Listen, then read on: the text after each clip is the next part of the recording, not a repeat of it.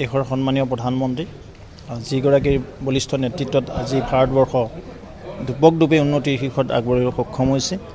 আজি ভাৰতবৰ্ষৰ যোগাযোগ, যাতায়াত, শিক্ষা, স্বাস্থ্য, কৃষি, নিযুক্তি, আন্তঃগাঁথনি সকলো ক্ষেত্ৰত আজি দেশখন আগবাঢ়ি গৈছে। তেনে মুহূৰ্তত তেখেতে আজি তৃতীয়বাৰৰ কাৰণে প্ৰধানমন্ত্ৰী হিচাপে শপত গ্ৰহণ কৰিব সন্ধিয়া 7 বজাত। আৰু এই ক্ষেত্ৰত আমি বিশেষ ধন্যবাদ জ্ঞাপন কৰিছোঁ। মোদী ডাঙৰীয়াই অসমক যিদৰে ভাল পায় তাৰ জীৱন্ত উদাহৰণ হিচাপে তেখেতৰ মন্ত্ৰীসভাত দুজনকৈ আমাৰ সন্মানৰ অসম সন্তানক স্থান দিছে। তাৰ বাবে বিশেষ ধন্যবাদ দিছোঁ সৰ্বানন্দ সোণোৱাল ডাঙৰীয়া। আগতো তেখেতে কেন্দ্ৰীয় মন্ত্ৰী আছিলে গুৰুত্বপূৰ্ণ দায়িত্বত। লগতে এইবেলি পবিত্ৰ মাৰ্ঘেৰিটা ডাঙৰীয়াক অন্তৰ্ভুক্ত কৰিছে। আমি নিশ্চিতভাৱে সকলো কাৰ্যকৰ্তা, আমাৰ লক্ষ লক্ষ কাৰ্যকৰ্তা, বন্ধু বাইদেউ, লগতে অসমবাসী ৰাইজ আজি উৎফুল্লিত হৈ পৰিছে।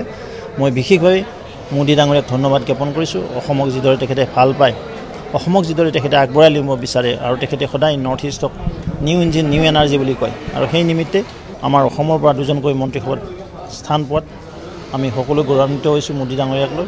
আৰু মুখ্যমন্ত্ৰী মহোদয়কো আমি বিশেষভাৱে ধন্যবাদ জ্ঞাপন কৰিছোঁ। বিশেষ চেলেঞ্জ নাই, আমি আশা কৰিছোঁ ইতিমধ্যে আমাৰ এই শপত গ্ৰহণবিলাক হৈ যাওঁতে উৰিষ্যা, অৰুণাচলত হৈ যোৱাৰ পিছত আমাৰ ৰাজ্যিক বিষয়ববীয়া সভা অনুষ্ঠিত হ'ব, বৰ্ধিত বিষয়ববীয়া হ'ব।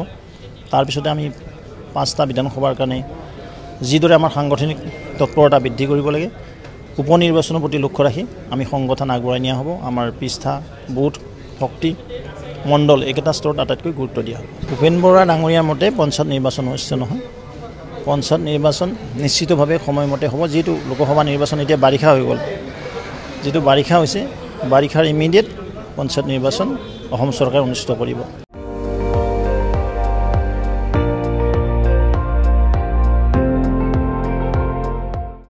আপুনি চাই আছে ND24, সৰ্বশ্ৰেষ্ঠ নহয় সৰ্বোত্তমৰ দৌৰ।